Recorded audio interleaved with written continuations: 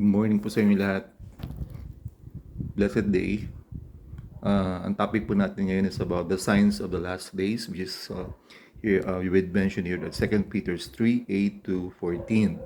So, manalangin muna tayo sa Panginoon. Father God, patawarin po niyo kami sa aming mga kasalanan, sa mga kahinaan namin, at mga bagay na hindi maganda sa iyong paningin, Lord. Dilisin po niyo kami, Lord, ng iyong banal na dugo. Patubayan po niyo kami, Lord, in Jesus' mighty name. Amen. Good morning po. So, babasahin ko muna yung Bible regarding this, no? The 2 Peter 3, verse 8. Beloved, be not ignorant of this one thing, that one day is with the Lord as 1,000 years, and 1,000 years as one day. So the Lord is not slack concerning his promise, as some men count slackness, but is long-suffering to usward, not willing that any should perish, but that all should come into repentance. So sabi nga dito, but the day of the Lord will come as a thief in the night, in the which the heavens shall pass away with a great noise, and the elements shall melt with a fervent heat. The earth also and the works that are therein shall be burned up. Pansin ninyo mga kapatid, ngayon napakainit, ano? So ito mga senyales na to ng ating we're in the last days. So seeing then that all these things shall be dissolved, what manner of persons ought you to be in all holy conversations and godliness? And then in verse 12, looking forward and hastening unto the coming of the day of God, wherein the heavens being on fire shall be dissolved, and the elements shall melt with fervent heat. So lahat pala ito magugunaw. No? Heaven and earth matutunaw sa sobrang apoy o something na may gagawin ng Panginoon na susunugin ng lahat ng mga bagay dito. Nevertheless, we according to His promise, look for new heaven and a new earth. So, meron gagawin si Lord na new heaven and new earth, wherein dwelleth righteousness. So, doon titira yung mga taong righteous. Hindi pwede doon yung mga unrighteous. Okay? Okay? So, wherefore, sabi sa verse 14, ito yung sa atin Beloved, seeing that you look for such things, be diligent that you may be found of Him in peace and without spot and blameless. So, kailangan natin ng cleansing, no? Spiritual cleansing. At kailangan din natin, mga kapatid, na tayo ay parating naka-connection sa Diyos, sa Panginoon, na nakikipag-usap na tayo sa Kanya parati. At huwag natin siyang kakalimutan na, Lord, ligtas mo kami, Panginoon. Gabayan mo kami, Lord. Huwag niyo kami pabayaan, mapahamak, no?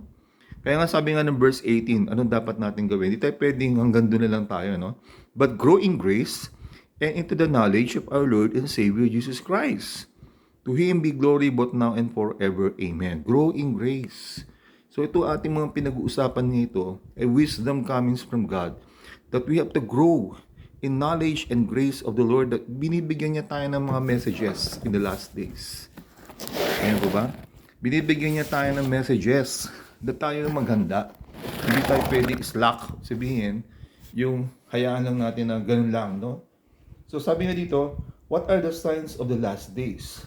Recently, experience ng mundo ngayon yung environmental disasters na katulad ng matitinding earthquakes, like pangaraming mga bagay, no? Nakahanda ng tsunami, earthquake sa Mindanao, napakalakas, no? Sa karamihan na doon sa paligid ng Pasipiko. Ito po yung nangyayari, ito ay pahiwatig ng Panginoon sa banal na kasulatan na tayo ay ninahanda niya na ito yung tinatawag na signs of the last days. Kaya ako tinatopic sa inyo ito, mga kapatid, sa talagang kailangan ang mga Kristiyano ay laging handa. The Lord said na lahat ng ito ay mangyayari at bago po siya dumating. So these are the signs of the coming tribulation period. Before the tribulation period, ito na po yun. Ito po tinatawag ng the purging of the earth. O paglilinis ng daigdig ng Panginoon. Ito ang pinagpapakita niyang ang kasamaan ng tao ay hindi mananatili magpakailanman. So kaya nga susunugin niya to, pupuksain niya to, gugunawin niya ang mundo ito para ang mga masasamang tao ay mapasama dun. Meron talagang purging, meron talagang paglilinis ng Panginoon para matira yung tinatawag na the chosen few. Kaya nga mga kapatid, we should pray and pray and pray na makasama tayo sa chosen few. Kasi pag hindi tayo kasama sa chosen few, talagang kasama tayo sa dilubyong ito. No? Kaya nga 2 Peter 3:10, na ang araw ng Panginoon ay gaya ng isang magnanakaw, He will come as a thief in the night before the coming of the great tribulation. Ito nga yung sinasabi ko sa inyo na kukunin po tayo ng Panginoon yung mga pinili niya na mananampalataya upang hindi magdaan sa kapigatian na ito. Amen? Kaya nga, ang tanong dito ay, tinanggap ba natin ng Panginoon bilang sarili natin tagapagligtas? O ang tinatanggap natin yung iglesia natin, o yung sekta natin, whatever kung ano man yan, o yung baka naman ang tinanggap ninyo, yung tagapagturo niyong bula ang propeta, hindi maganda po yung mapapahamak po tayo. Are you ready for the rapture, before the coming of the rapture, or the coming of this rapture? Yun ang kailangan, nasa kamay tayo ng ating Panginoong Kristo. At dito mapapatunayan po natin na He will come as a thief, meaning He will gather His elect. Sabi nga dito, He will gather His elect. Then the heavens shall pass away.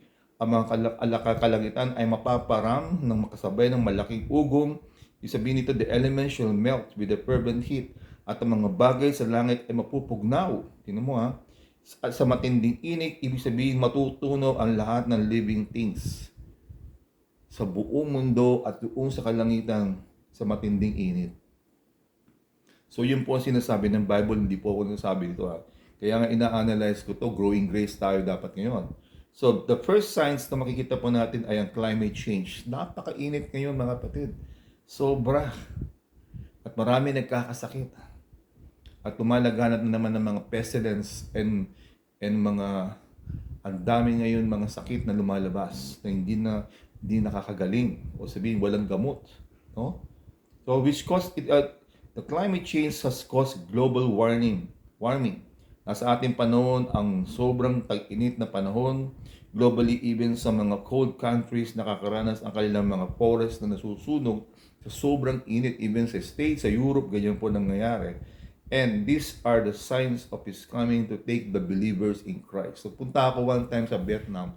Kung mainit dito, triplihin mo yung init doon, sobra. Parang kang nilalagay sa loob ng oven. Sobrang init mga kapatid. Kaya kung high blood ka, huwag kang pupunta doon ng summer. At baka doon ka ma-stroke. No? In 2 Peter 3:10, na ang lupa at ang mga gawang nasa lupa ay pawang masusunog.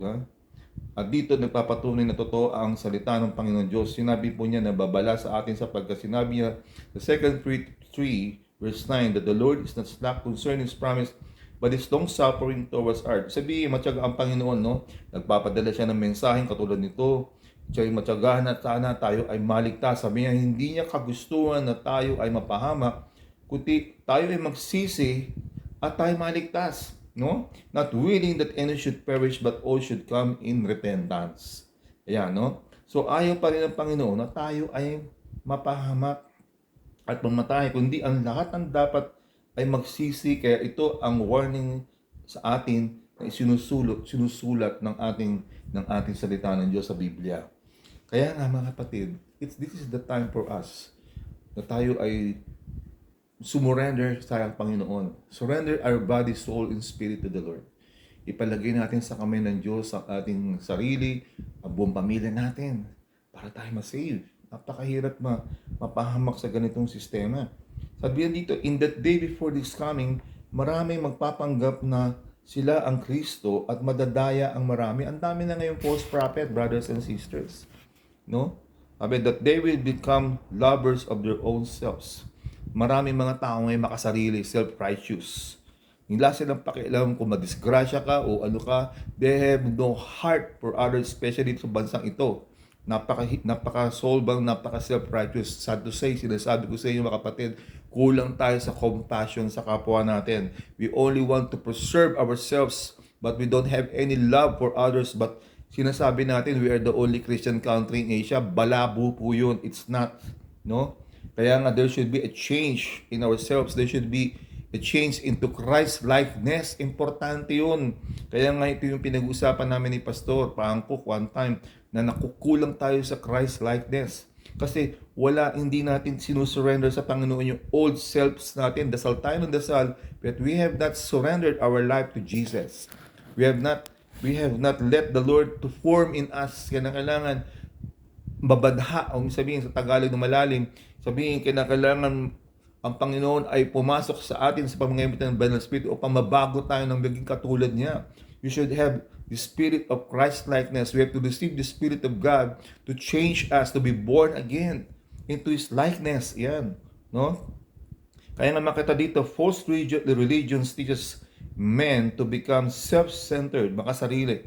They become carnal religions. He said, ino-offer nila ang kanilang sarili sa pagsakripisyo, sa paglilingkod sa Panginoon. Ang kanilang nais ay mabigyan, lugod ang kanilang mga sarili, and these false prophets fits their carnal desires, ayan, o carnal needs. Instead of desiring to fill their soul, they seek to satisfy their material flesh. Yan ha. Di mo yan? Sa Matthew 24 verse 6, magkakaroon ng mga labanan sa lahat ng dako, for all these things may come to pass, but the end is not yet. Di mo yan ha? Or nations shall rise against nation. Katulad ngayon, ang Amerika at ang Iran, naglalaban na naman, nag-aaway na naman sila. And kingdoms against kingdom. Ha? But there shall be famines and pestilence. Ayan, famines, tagutom, pestilence, peste, and earthquakes in diverse places. Ang lalakas ng mga earthquake ngayon, katulad nangyari sa Jensan, sa Mindanao. You see? All these are the beginning of sorrows. Ayan, ito na yung simula ng kapigatian. Ako, kailangan day and night and every hour of the day we have to pray and pray and pray. Ask God to relieve us, to save us, mga kapatid. No? Yan, tinan mo yan, no? Kaya ito mabibigat na mga signs na po ito, no? So, sabi nga dito, we could see that, sabi nga dito sa Revelations, makikita natin dito na nandito na lahat, no? So, makita natin dito, no, na meron dito sa Revelation 6:2, babasahin, and I saw, behold, a white horse, and he that sat on him, the bow and the crown was given unto him, and he went forth conquering and to conquer. Now there is this is the symbolic of the Antichrist, no? Coming of the Antichrist. For he will seduce to himself nations to be under his influence. Ayan. Mapansin natin dito na meron siyang bow without an arrow. Ibig sabihin, he will influence the nations by his charismatic beliefs and a call for unity. So if we notice ngayon, mga kapatid, ang Arab crisis ngayon, makita po natin dito, no? Ang dami ngayon nangyayari, hindi na natatapos ang gulo sa Middle East, no? Makita po natin dito, no, na there are the signs na hindi matatapos ng gulo na yan sa Middle East hanggang sa dumating ang ating Panginoon, mga kapatid, no? So meron tinatawag na alliance ng Gog and Magog. Yung Gog na yan ay Northern Kingdom, Russia yan, So, and also yung Iran, ayan, yung Iran, kita mo nga ngayon. So nakabasa na yan dito sa Bible. Yung Ethiopia and Libya with them. And Gomer, yung Gomer is Eastern Europe It will allied with the former Soviet Russia. So yan, magkakaisa-isa yan. Ang gagawin niyan, ang kalaban niya na Israel. So the leaders on the white horse shall be king. Daniel 11:36. That this king shall be according to his will, and he shall exalt himself and magnify himself above every god. So malakas ang charisma nitong tong Antichrist na to. And they shall speak marvelous things against the God of gods, and shall prosper till the indignations be accomplished. In Daniel 11 verse 42, and that he shall have power over the treasures of gold and silver, and over all the precious things of Egypt. Amen. And the Libyans and Ethiopians shall be on the steps. One thing strange, this leader, sabi nga dito sa verse 37, neither shall he regard the God of his father, nor the desire of women, nor regard any God, for he shall magnify himself above all. So, claim niya sa sarili niya na siya ay God, no? Kaya maraming maniniwala dito. Ay mga false prophets, at dali nang maniwala ng tao, di pa kaya? Sabi dito, and a God whom his fathers knew not shall he honor with gold, in silver, and with precious stones and pleasant things. Mayroon idolatry dito. Meron siyang i-honor dito na false god, o yung tinatawag ng Diyos-Diyusan. Yan, no? Another strange here is that he will, in verse 39, acknowledge a strange God, no? And will increase with glory, and he shall cause them to rule over many, and shall divide the land to gain. Nako, sa Pilipinas, ang dami na ating Diyos-Diyusan. Ang dami natin sinasamba, imbis na tayo i-surrender natin ang sarili natin to a one God, which is Christ Jesus, the God in the flesh, which is the Lord. Ang ginagawa natin, kung sino-sino mga dinasamba natin, lalo sa malalaki mga simbahan. Nakakalungkot mga kapatid, kapag nandiyan kayo, you have to come out and be separated, sabi nga ni Lord. So sa akin pananaw, we must be aware of this, and that we must and that we wish that our Lord will come soon and take the believers before this tribulation period. Yan ay mag-reign sa atin sa lugar na to mga 7 years. Yan. As the Lord said in Luke 17:34, that there will be two men in one bed, and one shall be taken and the other shall be left. Yun ang sinasabi ko, rapture. Hindi merong mga makukunin si Lord, merong maiiwan. In verse 35, two women shall be grinding together. May magtatrabaho dalawa. The one shall be taken and the other will be left. See? Bigla na lang siya magdi-disappear. Kukunin siya ni Lord. Ang maiiwan dito ay yung mga unbelievers. Yan. Those who does not want to receive Jesus, sila maiiwan sa tribulation period. Kaya tanong ko sa inyo, handa na ba kayo?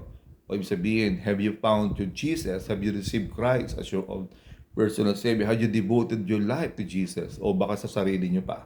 No? O baka hanggang ngayon, busy-busy pa kayo bumili ng kotse, ng iba't ibang kotse, magpalaki ng bahay, magkam-kam ng kayamanan na sobra.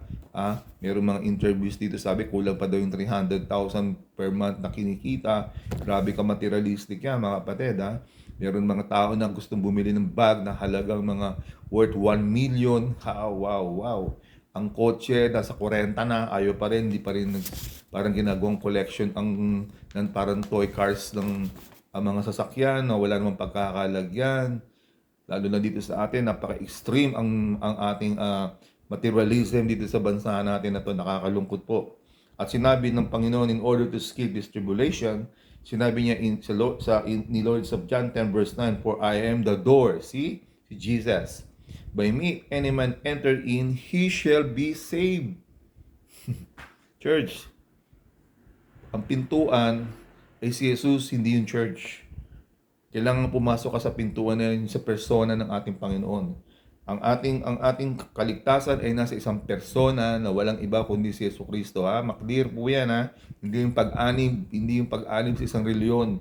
Hindi yung kahit araw-araw ka magsimba dyan, hindi yung ang utak mo nandoon ka sa doon sa sekta mong yan, walang mangyayari yan. It can never save you. It is only in a deeper relationship with the Lord Jesus Christ that you will be saved. Kaya nga, simbolo ng Panginoon, sabi niya, I am the door. Pumasok ka doon sa pintuan na yon. Ako yun. Sabi niya, yung door ay si Jesus. Okay?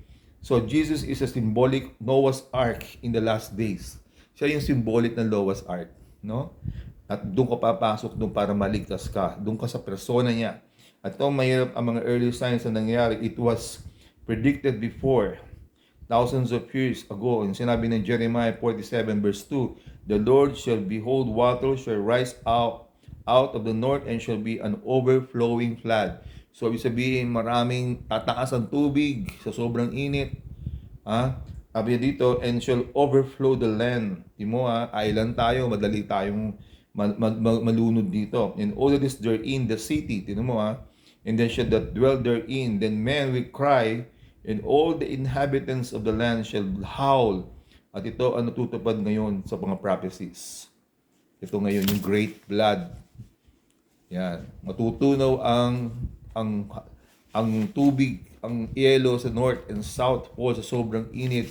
Tataas ang tubig. So maraming mga islands and mga seashores, mga nado sa mga boundaries ng mga dagat, malulunod. Papasok ang tidal wave. Tataas yan, mga cities ay malulubog. No? So yan, mga karatig bayan na malapit sa dagat, pagkat unti-unti matutunaw ang mga yelo sa norte, at kasama rito ang pagbabago ng klima na umiinit, dumarami rin ang mga bagyo at malalakas na lindol. Okay? In Revelation 16 verse 18-20, there were voices and thunders and lightnings and earthquakes, mighty and great. Verse 19, great cities are divided into 3 parts, and the cities of the nation fell, and great Babylon coming in remembrance before God, to give unto her the cup of the wine of fierce of his wrath. Dapat maging mas devotion tayo at mapanalangin tayo sapagkat may prophecy tungkol dito sa verse 20, and many islands will fled away.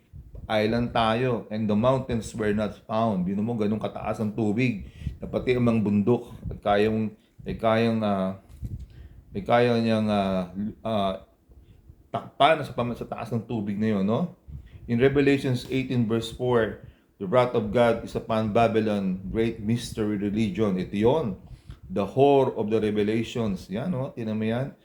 Yung prostitute ng Revelation, the religions of idolatry. Yan. Sabi ng Panginoon, if you're still in this religion of idolatry, you must come out. Lumabas ka. Okay? Lumabas ka. Dahil madadamay ka sa puot ng Diyos, that Babylon will be burned with fire. In Revelations 18 verse 8. Nako, inolimitahan rin ni Jose Rizal, sinabi na itong mga problemang ito na corruption ng church, hindi pa rin tayo naniwala, nandoon pa rin tayo sa ganon. Kaya nga binaril si Rizal, dahil in-expose na niya to.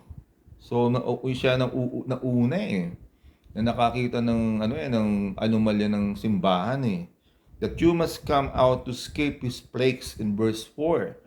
Kaya nga, no wonder sa mga bansang idolatrous laganap ang kahirapan, salot, corruption at iba pa, no? At hirap makaahon sa kahirapan. Kaya marami mga tao nagmamigrate sa ibang bansa because they want to leave this country. It is because they have not found any opportunities, and there is always full of hardship kasi gawa ng korupsyon ng gobyerno. Kakalungkot, mga kapatid. So we must rejoice because He has revealed to us this truth. Kaya ako binibroadcast ito para tayo magising. His promise is in John 14:3, I go prepare a place for you. I will come again and receive you unto myself, that there where I am, they you may be also. Nagpe-prepare ang Panginoon para sa atin. In Matthew 24 verse 31, for He shall gather His elect from the four winds, from one end of heaven to the other. So, sinasabi nga po dito, Panginoon, when you see these signs in verse 33, that it is near, even at the door. Ang lapit na. Nasa pintuan na pala, mga kapatid. John 10:28, I give unto them eternal life, and they shall never perish, neither shall any man pluck them out of my hand.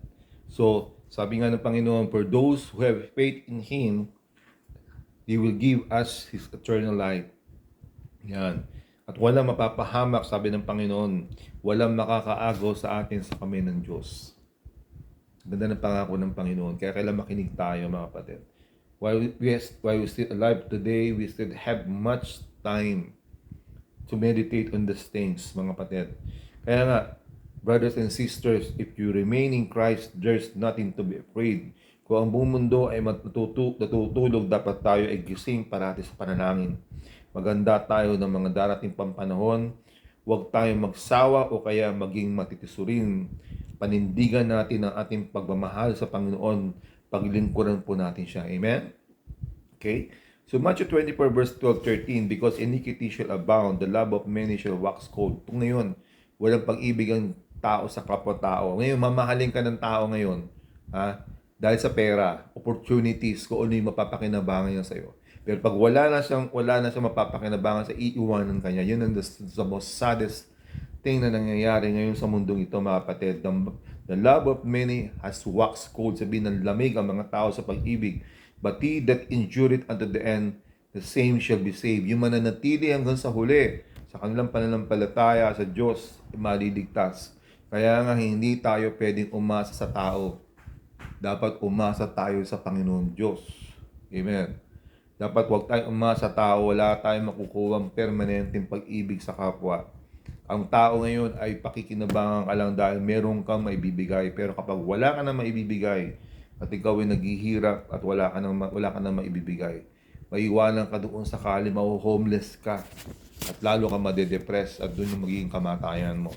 Kaya marami mga tao na mamatay ngayon because of love life or love depression. It is because of that. Nakakalungkot, mga kapatid. We are in the last days. Sinabi na sa Matthew 12-13, because of yung kasamaan ay masyadong tumitindi sa panahon na to. The love of many shall wax cold. Marami mga taong wala magmahal sa kapwa. Yung alam, tumawid ka lang nga lang doon sa kalye, sa highway. Hindi nagmiminor yung mga sasakyan kundi yung pa rin speed niya Alam nilang tatawid ka pero lalo pa rin nilang binibilisan Talagang gusto nilang mauna muna ang sarili. Filipino first, yun ang sakit dito sa bansang to. Dapat mabago tayo, dapat pinipipay natin to ugali ng mga taong to. Stronghold dito to. Diba? Andun ka na sa gitna ng kali. Daw overtaken ka pa, muntik na ako masagasaan na. Nasa gitna na ako, overtaken ka pa rin. Tapos tatanungin sa akin, bakit nandun ka ba sa right lane? O tinan mo, mag-aaway kayo. Hindi maganda o ugali ng tao ngayon. Kung mahinit ang ulo mo, masasaktan mo. Mga kapatid, patawarin tayo ng Panginoon Diyos. Kailangan sobrang habaan natin ng patience natin sa ating sarili, mga kapatid. Tandaan po natin, when the signs of the sun darkens and the moon shall not give her light, and the stars shall fall from heaven. Ayan yung mga last and the powers of the heaven shall be shaken, then shall appearing the signs of the coming of the Son of Man in heaven. Then there shall be tribes of the earth mourning. There shall be the Son of Man coming in the clouds. Darating ang Panginoon sa clouds. Sabi niya, with power and great glory. See? So yun ang talagang tunay na pagbabalik ng Panginoon. Matthew 24:30, kaya ang tanong sa nasaan ang iyong pananampalataya? Have you prayed a lot? Open your eyes to the truth. Ipinapahayag na sa atin, maging handa po tayo. Are you ready? For the coming of the Lord? So, anong sabi nga? Pagpalain na sa naglilingkod na batdatnan ng Panginoon na gumagawa at hindi natutulog. Sabi niya sa Matthew 24 verse 46. Of the truth is, sinasabi ko na gagawin ko siyang tagapamahala ng lahat ng aking ari-arian, sabi ni Jesus. Matthew 24 verse 46. Tinan mo yan, no? So, pagpalain ng mga taong handa, na katulad ng ginagawa natin sa pangangaral kong ito, na dapat maging handa tayo. At antayin natin ang pagbalik ng ating Panginoon, mga kapatid. At gumawa tayo para sa Kanya. Naabutan tayo ng Panginoon na naglilingkod tayo sa ating Panginoon, mga kapatid. Sabi ng Panginoon, gagawin kitang tagapamahala ng lahat ng aking ari-arian. Anong ari-arian ng Diyos? The whole universe. The whole creation of God. You will become leaders, you will become overseers of God, mga kapatid. Mataas ang privilege mo, mga kapatid. No? Amen? Sana magalak po kayo sinasabi ko. In 2 Timothy 2:12, if we suffer, we shall reign with Him. If we deny Him, He will deny us. Pag tinalikuran mo ang Panginoon at tumamba ka sa Diyos-Diyusan, sa mga false prophets na yan, ginigay mo yung allegiance mo dun sa mga false teachers, mga kapatid, no? At doon ka na doon ka na punta yung puso mo, doon ka na umiikot ang daigdig mo, mga kapatid. The Lord Himself will deny you. Kaya nga, anong dapat natin gawin? In verse 15, 2 Timothy 2:15, study to show thyself approved unto God, a workman that needed not to be ashamed, rightly dividing the word of truth. Ayan, no? Amen? Pag-aralan mo ang sarili mo, study yourself, tinan mo kung anong mga areas of your life na malayo sa Panginoon, i-dedicate mo na ngayon ang buhay mo sa Kanya. Surrender mo yung buhay mo sa Kanya, Lord. Bigyan tayo ng tawad sa Kanya. In Jesus' name, Amen. Ganon. So, manalangin tayo sa Panginoon. Yun lang po aking message ngayong araw na to, Lord. Hinini po namin sa iyo, patawarin po nyo kami sa aming makahinaan. Napakahina po namin, mga kapatid. We are so weak, Lord. Kaya hinini po namin sa iyo, Lord, strengthen us. Lord, cleanse us by your blood, O God, sa mga sins na nangyayari sa buhay namin, Lord. Forgive us, Lord, sa aming mga weaknesses. We surrender all our life to you, Lord God. Ipako mo, Panginoon, sa krus ng Kalbaryo ang lahat ng mga to. In Jesus' mighty name, Amen. Magandang umaga po sa iyo lahat. Sana ma-bless kayo sa araw na to.